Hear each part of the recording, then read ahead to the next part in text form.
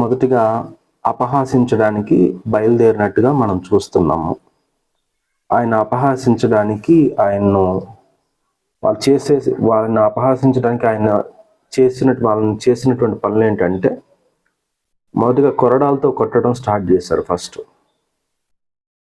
కొరడాలతో కొట్టాలి, అన్యజనులకు ఆయన అప్పగించాలి, 3వ దినమున లేవాలి. ఇదంతా కూడా ఎన్నో సంవత్సరాల నుండి చెప్పబడుతున్నటువంటి లేఖన సత్యం అన్నమాట. ఇది జరుగుతుంది, ఇది జరగాలి అని చెప్పి దేవుడు ఎన్నో వందల సంవత్సరాల క్రితమే రాయించాడు. వాళ్ళు దానికి అనుగుణంగానే వాళ్ళు ఏం చేశారంటే, మత్తయి సువార్త 16:21 ఆయన ముందుగానే చెప్తాడు ఈ విషయాన్ని. నన్ను శిలువ మరణానికి వాళ్ళు అప్పగిస్తారు, నేను తిరిగి లేస్తానని ముందుగానే ఆయన చెప్తాడు. అయితే మత్తయి సువార్త 17:22-23 మనం చదివితే వాళ్ళకి అసలు ఆ విషయం అర్థం కాదు. యేసుక్రీస్తేమో తన మరణం గురించి ముందుగానే చెప్పటం, అది వాళ్ళకి అర్థం కాక వాళ్ళు ఏం చేస్తారో ఒకసారి చదువుదాం. ఒకసారి ఎవరైనా బైబిల్ దగ్గర పెట్టుకోండి. మత్తయి సువార్త 17:22-23 చదవండి ఎవరైనా. మత్తయి సువార్త 17:22-23.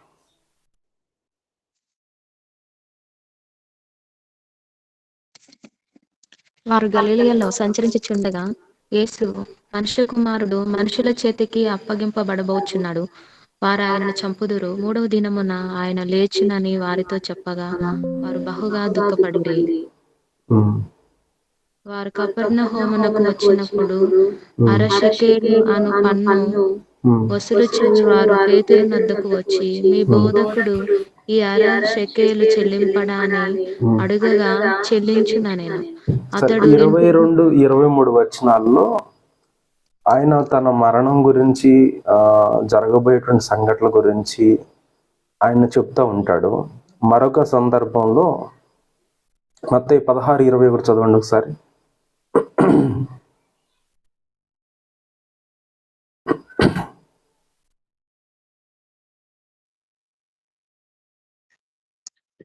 అప్పటి నుండి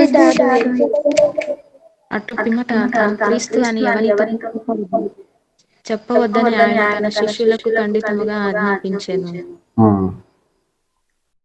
తను క్రీస్తు అని ఎవ్వరికి చెప్పొద్దు.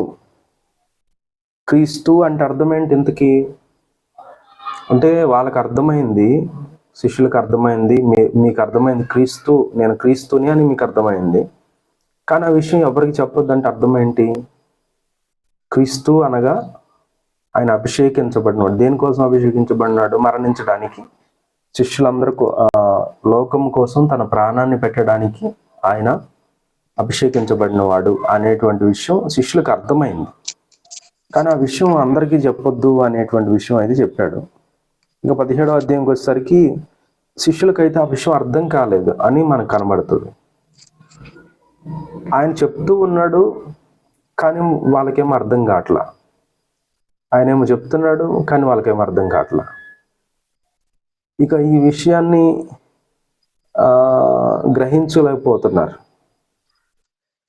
గ్రహించలేకుండా ఉన్నప్పుడు ఇది ముందుకు ఇలా వెళ్ళిపోయిన తర్వాత ఆయన్ని సిలువ ఎక్కించడం, సిలువ మీద ఆయన్ని ఎంతో మంది అపహాసించడం మనం చూస్తాం. ఉదాహరణకి INRI అని రాస్తారు, తెలుసు కదా మీకు. సిలువ మీద INRI అని రాశారు.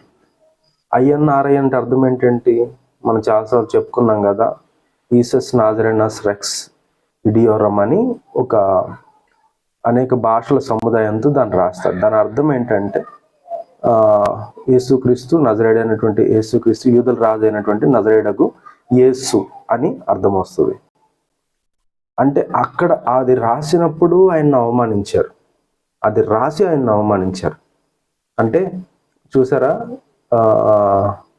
నజరేయుడు అయినటువంటి యేసుక్రీస్తు యూదుల రాజు అంట, శిలువ మీద ఎక్కాడంట అని అవమానకరంగా దాన్ని రాశారన్నమాట.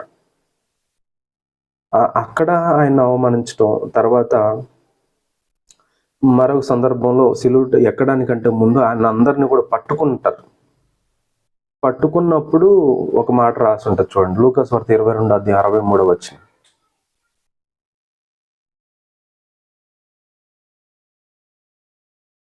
నా వాయిస్ మీకు వినబడుతుందా? వాయిస్ వినబడుతుంది.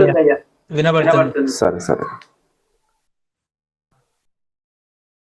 లూకా సువార్త 22:63 ఎవరైనా చదువుతారా? 22. యేసును పట్టుకొని మనుషులు ఆయనను అపహసించి కొట్టి ఆయన ముఖము కప్పి, నిన్ను కొట్టిన వాడెవడో ప్రవచించుమని ఆయన అడిగి ఆయనకు విరోధముగా అతను అనేక వచనములాడారు. చాలండి. చూడండి, ఆయన్ని ఏం చేస్తున్నారంటే మనుషులు యేసును అపహసించటం, యేసును పట్టుకోవటం, ఆయన అపహసించి కొట్టడం,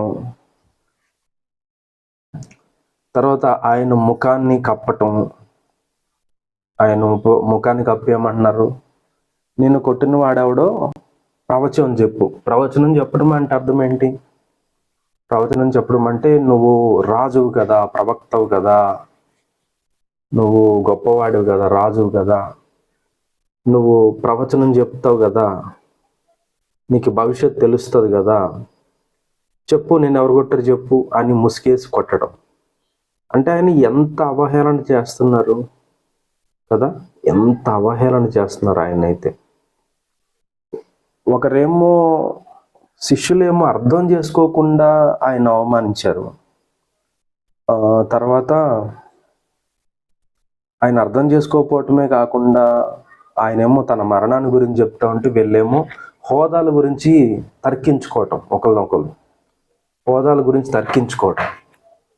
అరే నువ్వు గొప్ప, నేను గొప్ప, మరి పునరుద్ధానంలో నువ్వు గొప్పడు అవుతావు, నేను గొప్పడు అవుతానా, ఇలాగ తర్కించుకోవటం. శిష్యులు ఇలా అవమానిస్తుంటే, సులువు మీదేమో దొంగలు అవమానిస్తుంటే, సైనికులు అవమానిస్తూ ఉంటే, ఇక్కడేమో ఆయన ముఖాన్ని కప్పేసి కొట్టి నిన్ను ఎవరు కొట్టారు చెప్పుకో, ప్రవచించని చెప్పేసి అవమానిస్తున్నారు. ఇక్కడ ఆఖరికి శాస్త్రులు, పెద్దలు, యాజకులు కూడా ఆయన అవమానించారు. మత్తయి సువార్త 27:41 చదువుదాం. మత్తయి 27:41. 27:41.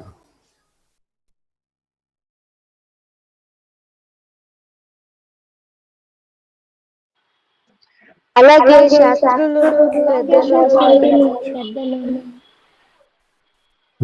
ప్రధాన యాజకులను కూడా ఆయనను అపహసించుచు ఇతరులను రక్షించును, తమను తాము రక్షించుకొనగలడు. ఇశ్రాయేలు రాజు కదా.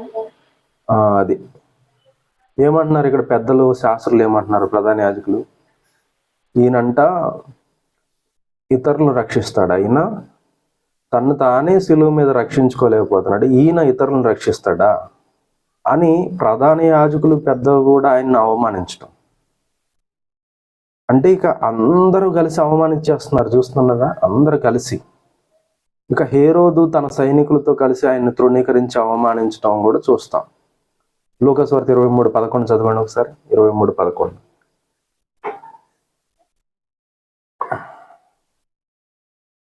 లూకా సువార్త 23:11.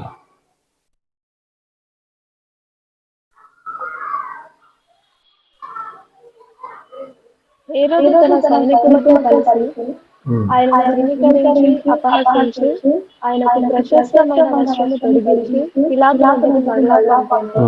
హేరోదు తన సైనికులతో కలిసి ఆయన తృణీకరించి అపహసించి ప్రశస్తమైన వస్త్రము తొడిగించి. ఇప్పుడు వస్త్రము మంచి ప్రశస్తమైన వస్త్రం ఎవరు తొడుగుతారు చెప్పండి? రాజుకు కదా. అంటే హేరోదు సైనికులు కలిసి అవమానించడం, ప్రశస్తమైన వస్త్రం ఎందుకు తొడిగారంటే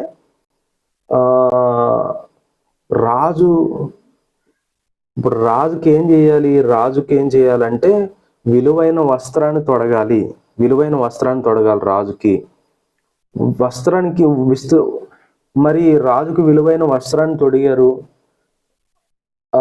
తొడిగి ఆయన అవమానిస్తూ ఉన్నారు. కానీ అక్కడ చూస్తేనేమో ఆయన్నేమో కొరడాలతో కొట్టడము, తర్వాత ఆయనకు సిలువ వేయడానికి సిద్ధం చేయటం, ఇదంతా చేస్తున్నారు. ఇప్పుడు విలువైనటువంటి వస్త్రాలు తొడిగినటువంటి వాళ్ళు ఏం చేయాలి? రాజసింహాసనం మీద కూర్చోబెట్టి రాజుకు సేవ చేయాలి కదా. మరి ఇక్కడ వీళ్ళు ఏం చేస్తున్నారు? సిలువ వేయటము, కొట్టటము, అవమానించడం, ఇవన్నీ చేస్తున్నారు. అంటే ఆ ప్రశస్త వస్త్రం ఎలా తొడిగారు? గౌరవించి కాదు, అవమానించి, అంటే ఆయన్ని హేళన చేయడానికి అనమాట. హేళన చేయడానికి ఒక ప్రశస్తమైన వస్త్రం తొడిగి ఆయన్నేమో పిలాతు నొద్దకు తీసుకుని వెళ్తాం. తర్వాత సైనికులు కూడా అవమానించటం. ఆయనకు లూకాసు 23:36-37 తర్వాత చదువుకోండి. ఆయనకు చేదు చిరకనివ్వటము, నువ్వు యూదుల రాజు అయితే నిన్ను నీవే రక్షించుకోమని ఆయన అనటం, ఇవన్నీ కూడా మనం చదివినప్పుడు మనకు అర్థమయ్యేటువంటి విషయం ఏంటంటే, యేసుక్రీస్తు ప్రభు వారిని వాళ్ళు అన్ని విధాలుగా అవమానిస్తూనే ఉన్నారు. అన్ని కేటగిరీస్ వాళ్ళు, మనుషుల దగ్గర నుండి ఆయన శిష్యులు కానీ, ఆయన సైనికులు కానీ, లేకపోతే రాజులు కానీ, అధికారులు కానీ, ప్రధాన యాజకులు కానీ, శాస్త్రులు కానీ, అందరూ ఆయన్ను అవమానిస్తూనే ఉన్నారు. అది ఇప్పటికీ కొనసాగుతుంది. ఈ రోజుల్లో కూడా ప్రభుత్వం ఏం చేస్తుంది? క్రైస్తవులు అవమానిస్తాం లేదా? ఇప్పుడు అణగారిన వర్గాలని, దళితులని, వాళ్ళకి కావలసినటువంటి రిజర్వేషన్లు అవన్నీ కూడా పొందకుండా క్రైస్తవులు అని అణచేయాలని చూస్తున్నారు. ఇప్పుడు కూడా జరుగుతుంది కదా. ఇప్పుడు కూడా జరుగుతుంది. ఎవరైనా ప్రభువుని నమ్ముకుంటే, అరే వీళ్ళందరూ కూడా దళితులు రా, వీళ్ళందరూ కూడా పలానా కులానికి చెందిన వాళ్ళు రా అని చెప్పేసి వాళ్ళకి కనీసం ఒక చోట నేను చూశాను, క్రైస్తవులైన వాళ్ళకి ఇల్లు కూడా అద్దెకి ఇవ్వకూడదని బోర్డు పెట్టుకున్నారన్నమాట. అంటే ఎంత అవమానకరంగా ఈరోజు యేసుని ఆ రోజు అవమానించారు, ఈరోజు కూడా అవమానించబడుతున్నాడు యేసు ప్రభు వారు. ఆయన అణిచివేయాలని సువార్తను ప్రకటించకుండా ఎంతో మంది అవమానించటం, సువార్తను ప్రకటించుకుంటూ వెళ్ళిన వాళ్ళ మీద పేడ నీళ్ళు చల్లటం, అది ఎంత అవమానకరంగా ఉంటుంది కదా, పేడ నీళ్ళు చల్లటం. తర్వాత అనేకమైన క్రైస్తవులను హింసలకు గురి చేయటం. ఈరోజు ఇదంతా కాకుండా ఇదే సరిపోదు, క్రీస్తుని అవమానించడం ఇదే సరిపోదు అనుకుంటే, ఇంకొక మెట్టు ఎదిగి మనమే దేవుని సేవకులైన వాళ్ళు, ఒక అతను అన్నాడు 70% మంది నీతిమంతులుగా మాదిరికరంగా లేకుండా క్రీస్తుని అవమానిస్తున్నారంట. ఎవరు? సేవకులు. 70% మంది క్రీస్తుని అనుసరించకుండా క్రీస్తుని అవమానిస్తున్నారు. ఇక క్రైస్తవుల దగ్గరకు వస్తే 90% మంది క్రైస్తవులు నామకార్థ భక్తి చేస్తూ క్రీస్తుని అవమానం చేస్తున్నారు. 90% మంది అంటే 100లో 90 మంది పైకే భక్తి చేయటం. నువ్వు పైకే భక్తి చేస్తున్న ద్వారా ఎవరిని అవమానిస్తున్నావు? నువ్వు క్రీస్తుని మనం అవమానిస్తున్నావు. అంటే ఇదంతా కూడా మనం చూసినప్పుడు వీటన్నిటితో పాటుగా దేవుని మందిరాల్లో క్రీస్తుని అవమానించటం, ఆ మందిరాల్లో ఆరాధనకు బదులు వ్యాపారం జరగటం, అల్లరితో కూడిన ఆటపాటలు మందిరాల్లో జరగటం, ఆధిపత్య పోరుల కోసం మందిరాలు ఉండటం, క్రైస్తవ నాయకులు కొట్లాట్లు పెట్టుకుని కోర్టుల్లోకి వెళ్ళటం, వీటన్నిటి ద్వారా ఏం జరుగుతుంది? మళ్ళీ ఇంకా అవమానం అనేది పెరిగిపోతుంది అనమాట. ఇవన్నీ నిజాలు కదా, మనం మాట్లాడేవన్నీ చాలా నిజాలు. ఇవన్నీ వట్టివి కాదు, ఏదో మనం దాచుకుంటే ఉండవులే అని అనుకునేవి కాదు. నిజంగా క్రైస్తవ్యంలో ఈరోజు జరుగుతున్నటువంటి విషయాలు. అంటే వీటన్నిటి ద్వారా ఏం జరుగుతుందంటే క్రీస్తు నామానికి అవమానం జరుగుతుంది. క్రీస్తుని మనం ఏం చేస్తున్నాము? అవమానిస్తున్నాము. ఆ రోజు వాళ్ళు వదిలిపెట్టలా, ఈరోజు మనం కూడా వదిలిపెట్టట్లా. మరి దీనికి పరిష్కారం ఏంటి? ఈరోజు ఈ 6వ దినము పరిష్కారం ఏం లేదు. మన క్రియల ద్వారా ప్రభువు నామాన్ని ఏ విధంగా అయితే మనం అవమానించామో, ఏ విధంగా అయినా అవమానించామా అనేది మనం జ్ఞాపకం చేసుకుంటూ, క్రీస్తు నామాన్ని ప్రభువా నా క్రియల ద్వారా నేను ప్రకటించాలి, నా ప్రవర్తన ద్వారా నీ నామాన్ని ఘనపరచాలి. ఒకవేళ నాలో ఏమైనా లోపాలు, నాకేమైనా సమస్యలు, నా జీవితం ద్వారా నిన్నేమన్నా అవమానించానేమో నన్ను క్షమించు ప్రభువా అని దేవుణ్ణి అడిగి మన ప్రవర్తనను మనం సరిదిద్దుకోవాలని ఈ సమయంలో ఈరోజు మీ అందరికీ కూడా పిలుపునిస్తూ ఉన్నాను. దేవుని యొక్క మాటలు విన్న మీ అందరికీ వందనాలు. ఈ సమయంలో మనం కొన్ని విషయాల నిమిత్తము మనందరం కూడా ప్రార్థన చేద్దాం. నిన్న కొన్ని విషయాలు మనందరం ప్రార్థన చేసాము. వాటన్నిటికీ కూడా దేవుని బట్టి స్తుతిస్తూ, వాటిల్లో మరలా ప్రార్థన చేయాల్సిన విషయాలు ఏమన్నా ఉంటే వాటి కోసం మనం ప్రార్థన చేద్దాము. మీ అందరికీ సమయం ఇచ్చే ముందుగా నేను మరలా ఈరోజు కొత్త విషయాలు నేను చెప్తాను. వాటి కోసం మనం ప్రార్థన చేద్దాం. 6వ రోజు మనం ఈరోజైతే మొదటిగా గణేష్ గారు వాళ్ళ ఫ్యామిలీని దర్శించడానికి వెళ్ళాము. గణేష్ గారు, హారిక వాళ్ళ పాప ఆరోగ్యం కొరకు, మొన్న కన్నటువంటి పాప ఆరోగ్యం కొరకు మనందరం కూడా ప్రార్థన చేద్దాము.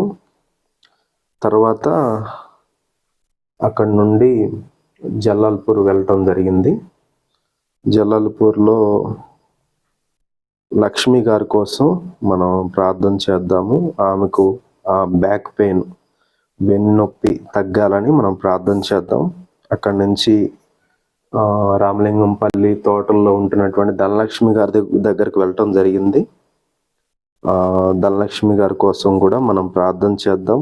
తను వాళ్ళ కూతురు కోసం చెప్పారు. వాళ్ళ కూతురు, వాళ్ళ కుటుంబం బాగుండాలని ప్రార్థన చేయమన్నారు. అలానే తనకు డబ్బులు వేరే వాళ్ళు ఇవ్వాల్సి ఉంది. ఆ డబ్బులు టయానికి వాళ్ళు తనకి ఇచ్చే విధంగా ప్రార్థన చేయమని చెప్పారు. ఆ విషయం కోసము, అలానే వాళ్ళ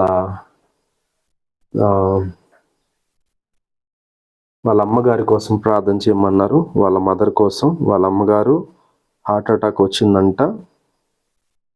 దేవుడు మంచి ఆరోగ్యం తనకి ఇవ్వాలని ప్రార్థన చేయమన్నారు. వాటి కోసం కూడా మనందరం కూడా ప్రార్థన చేద్దాం.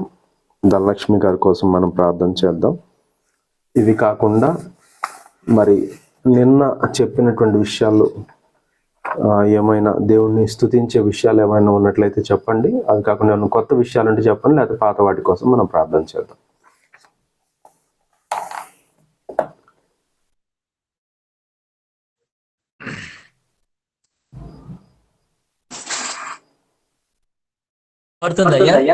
వినబడుతుందండి, చెప్పండి అండి.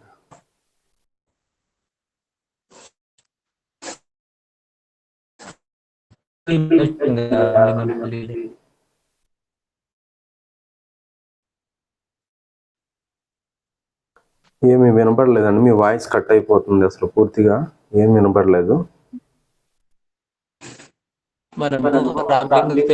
వెళ్ళి వచ్చినాం కదా, మనం ఇంటికాడ లేరు వాళ్ళు, బేబీ వాళ్ళ కుటుంబం.